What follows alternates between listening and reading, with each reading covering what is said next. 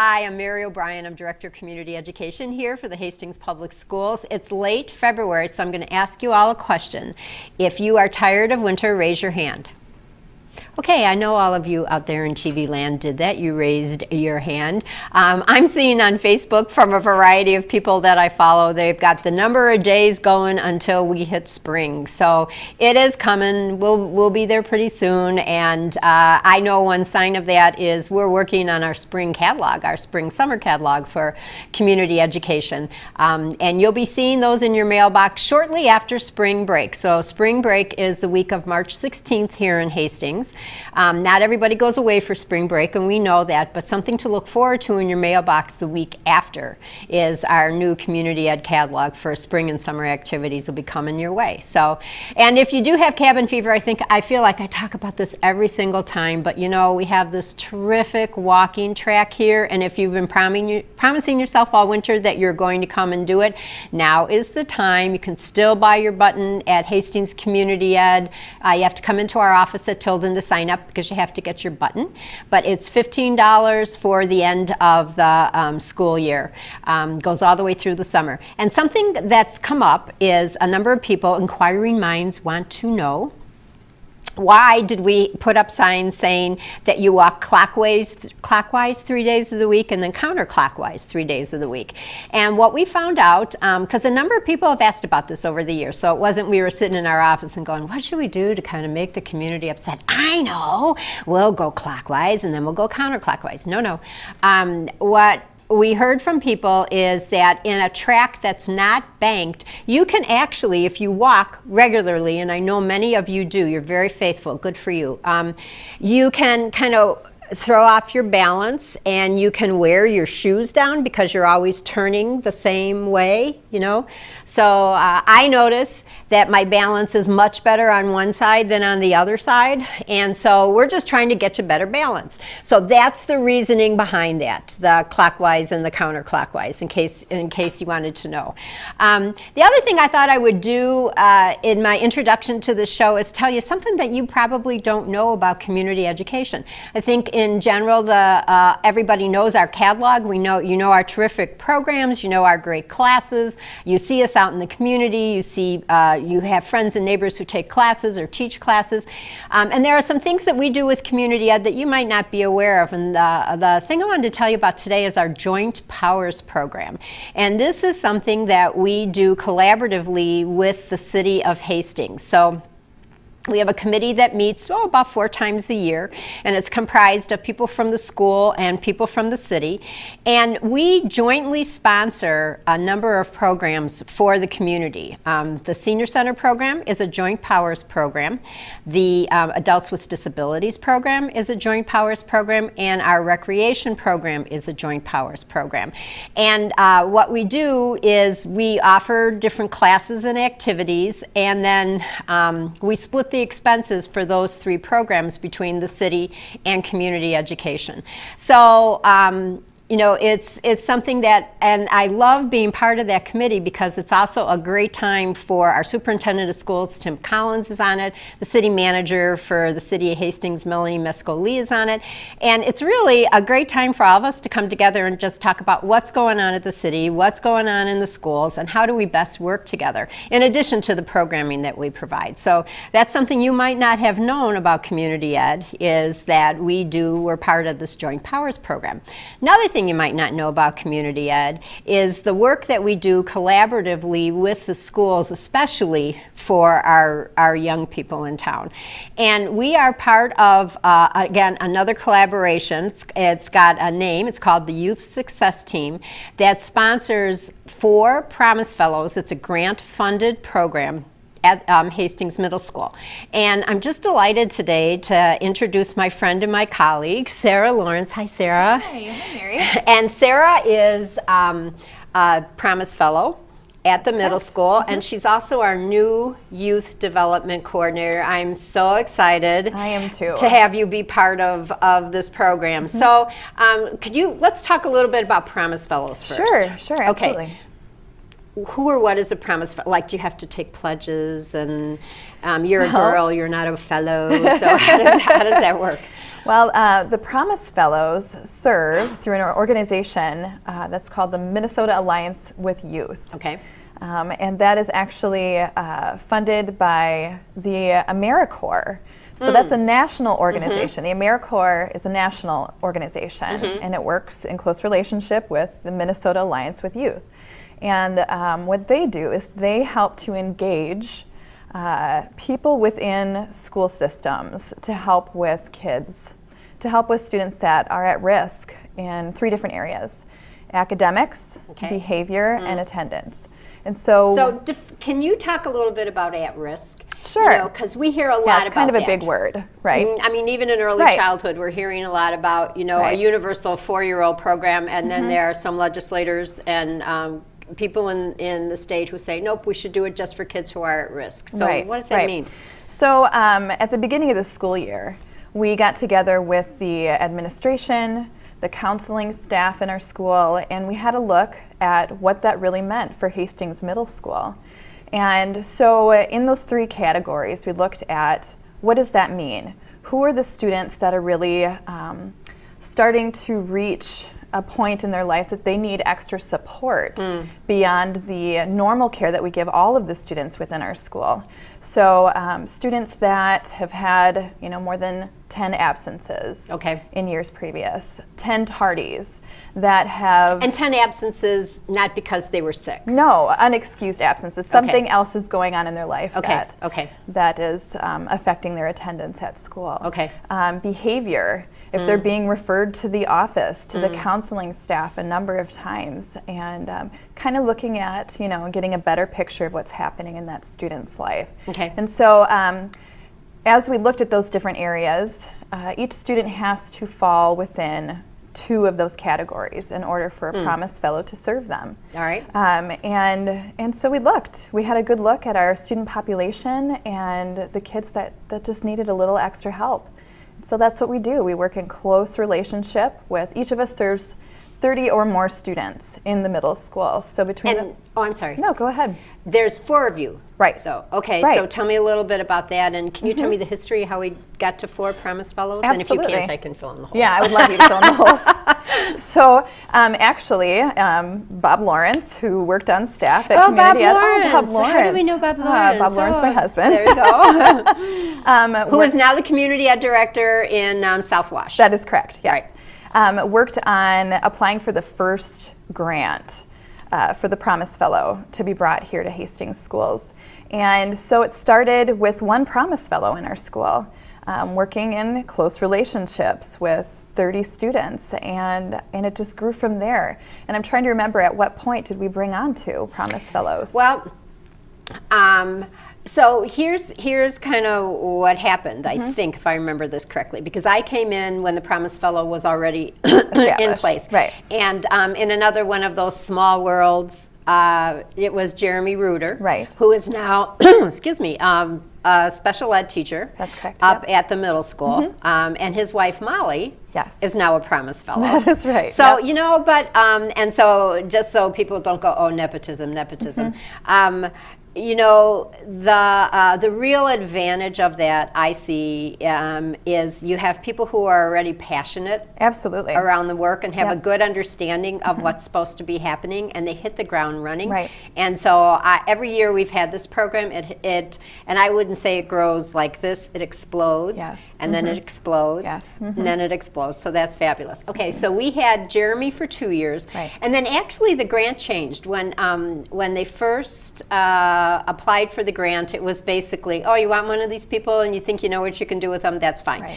And as AmeriCorps, as an organization, has grown, one thing that has really grown exponentially is the amount of data collection. Absolutely. It's changed every year, hasn't it? Yeah. Right. Yeah. So, but okay, so it was Jeremy, and then we applied for a Promise Fellow, and were able to, we were funded, and then we hired somebody, and then AmeriCorps lost some of its funding, so that trickled down to the states, and so then we lost our funding.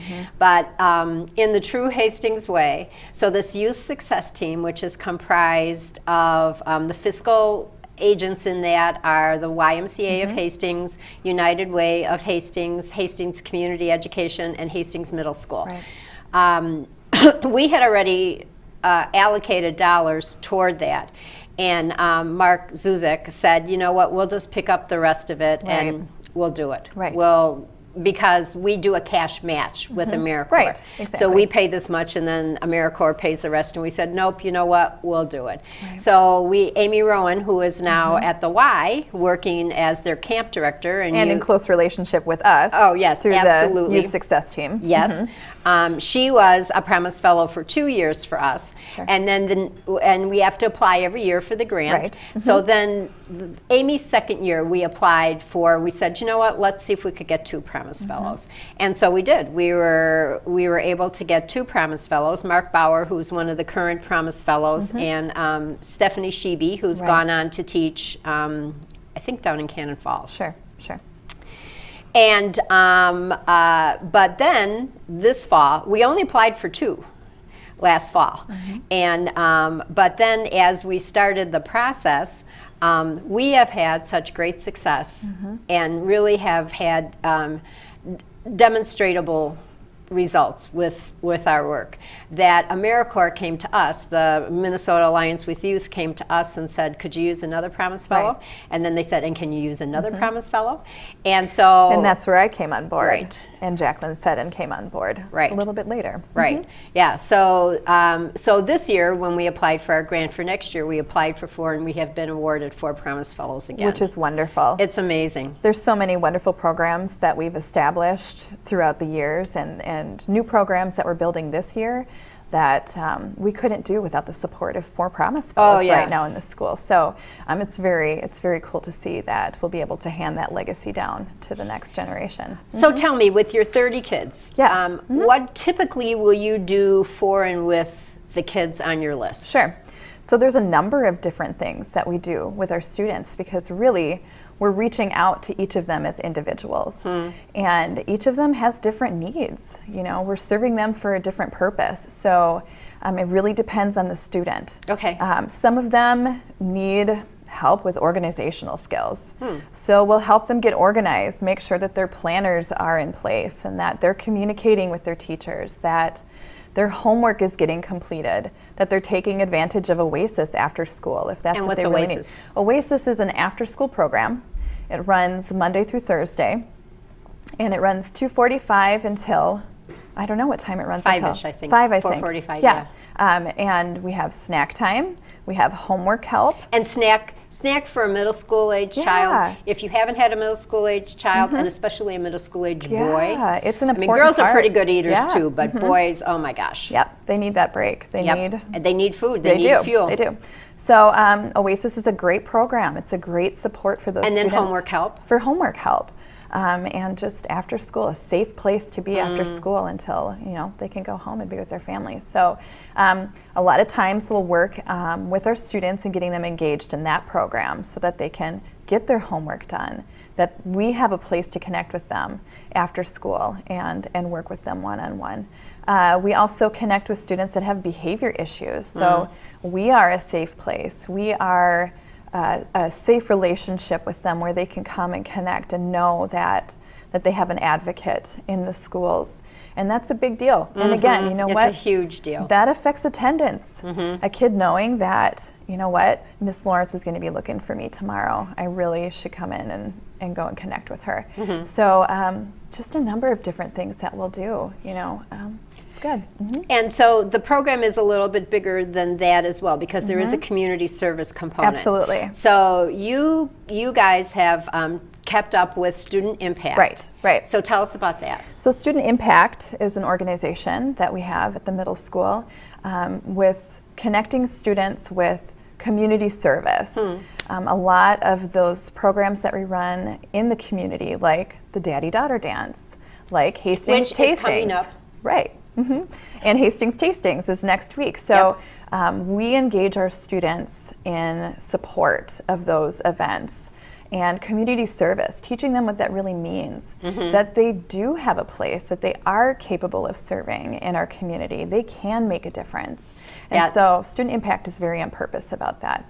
We've seen kids come to, well, Hastings Tastings is a great example because there are, how many kids will you have there helping? I think we have a total of 16 coming to help. Two Right. different shifts, 8 Right. and 8, and they'll be serving. Yep. You'll see our kiddos there. Yep, So yep. gonna be- Yeah, we were just talking about doing Springo Bingo. Sure. And that was the first thing that people Yeah. around the table said is, Sarah will get kids there, won't she? Absolutely. And they'll be Because there. you can't do it without them. And the thing that I love even more is they're in our office asking, when's the next event? When can we get plugged in? How can we help out? They're excited to be involved. Cool. Yeah. And now tell me about you guys. You and Jacqueline in particular have Yes. started the Me to We, which Right. is Right. part of a national Right. movement called We Day. Right. We actually had the opportunity to go to We Day. We were invited alongside of South Washington schools to go and attend and check it out, and we were blown away by this event. And it's put on through an organization called Free the Children. And so we were very passionate about this concept, about bringing this back to our school and teaching our kids again about community service, what that means locally. How can we make a difference globally and make an investment, a change in the world that we live in?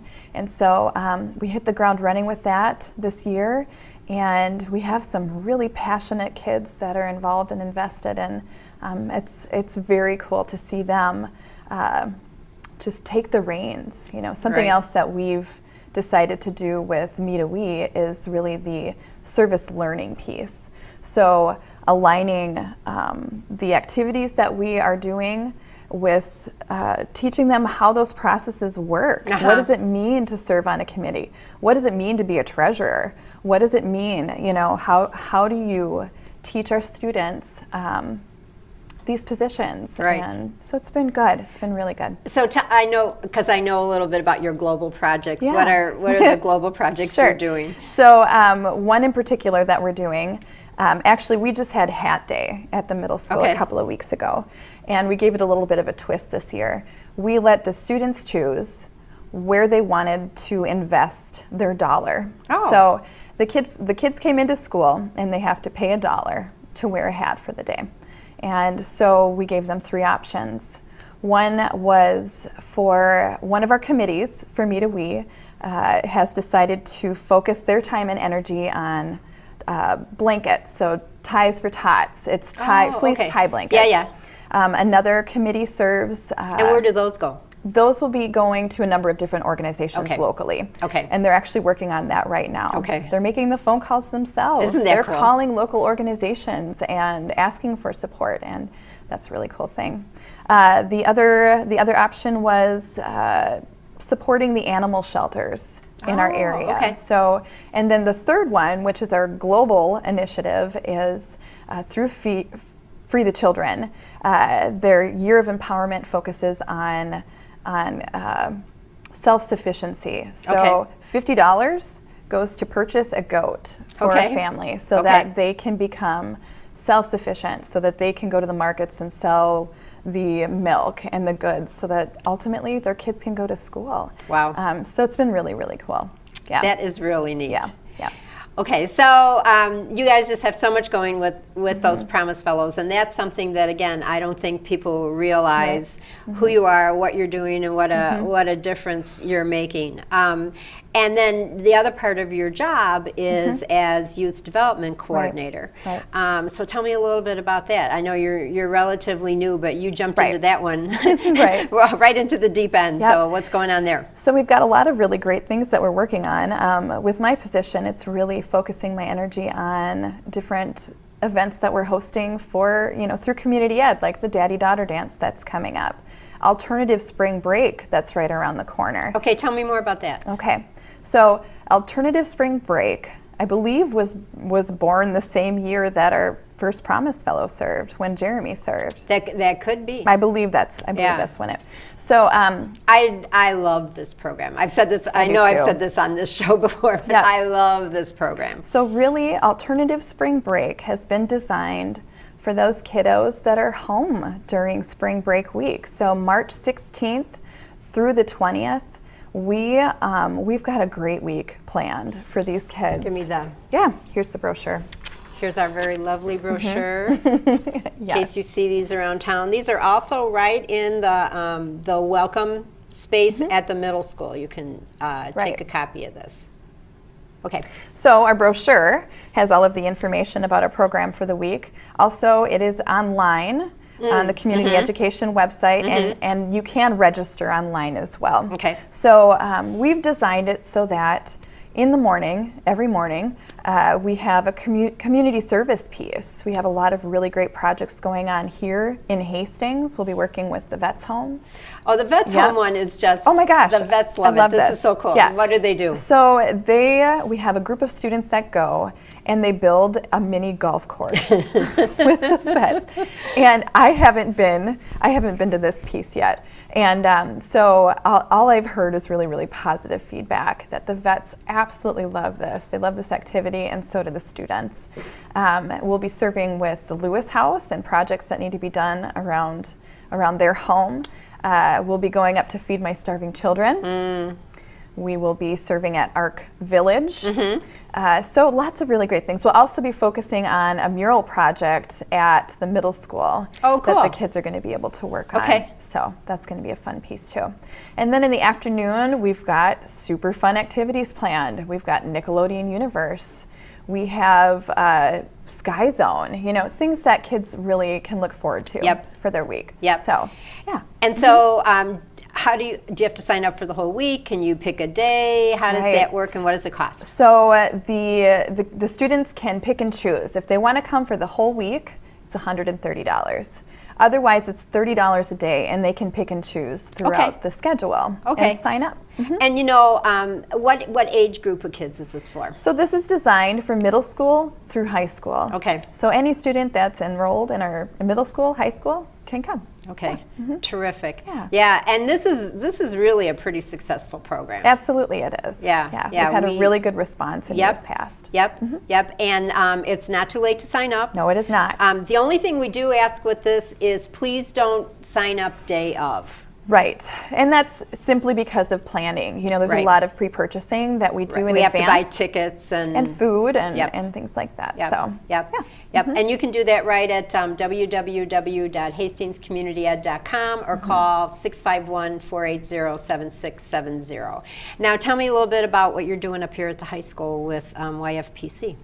YFPC has been a really fun piece for me too. Again, I've just jumped into this position, so I'm learning a lot about it, but have a great support with Amy Rowan from the Y, and getting to know a lot of those students and getting them actively engaged in community service projects. We actually just had a district-wide carnation sale for Valentine's Day, and that's in support of the YFPC Scholarship Fund. This is really cool because, and this is another thing you might not know about community ed. We do a couple scholarships. Our advisory council does a scholarship for youth service, and then the Youth First Planning Council does. So kids raise the money to give back to kids. Other kids. And I love that about the scholarship fund, because really they're doing the work for other students. Right. And that's a very, very cool thing. Yeah. So we'll also be doing a carnation sale for May Day, for May 1st. So they'll be doing that in the high school and raising funds again for the YFPC Scholarship Fund. Cool. Yeah. Cool. Yeah. Well, we are all delighted to have you be part of the program, and I think that the community has a large concern about our youth. And when I see the work that you do, I see all the collaborations that our Promise Fellows have with Park and Rec and with Hastings Family Service and with the United Way and with the Y. I just think that we continue to look at who else do we need to serve and how can we Right. serve them better. Right. So we have great things in place, but like I said, this is a program that just explodes. And we didn't Absolutely. have time to talk today about Summer Wedge, but when we come to summer programming, we'll gonna come be back good. and talk about that, because that's another, I mean, it's just a genius idea. It's, how do you keep kids from wanting to go to summer school? Well, you provide them with an alternative. Right, That's exactly. really going to be cool. So, Yeah. well, thank you, Sarah. Absolutely. I'm so glad Thank you for came. having Oh, me. yeah, of course. Thanks. Of course. Now, I have to tell a little story to end today. I just recently was very blessed to be on vacation with my sister and brother-in-law. And the first couple of days I was with my brother-in-law, he'd say to me over and over again, okay, okay, okay. I finally said, why are you saying okay to me? He goes, well, I watched your TV show. He's retired. He has nothing better to do. He doesn't even live in Minnesota. He goes, I watched that TV show that you did when you put it up online. I said, yeah. And he goes, you say okay a lot. So Patrick Campabasso, I did not say okay a lot today. All right, there you go. You know what? Thank you, everybody. And we look forward to seeing you again.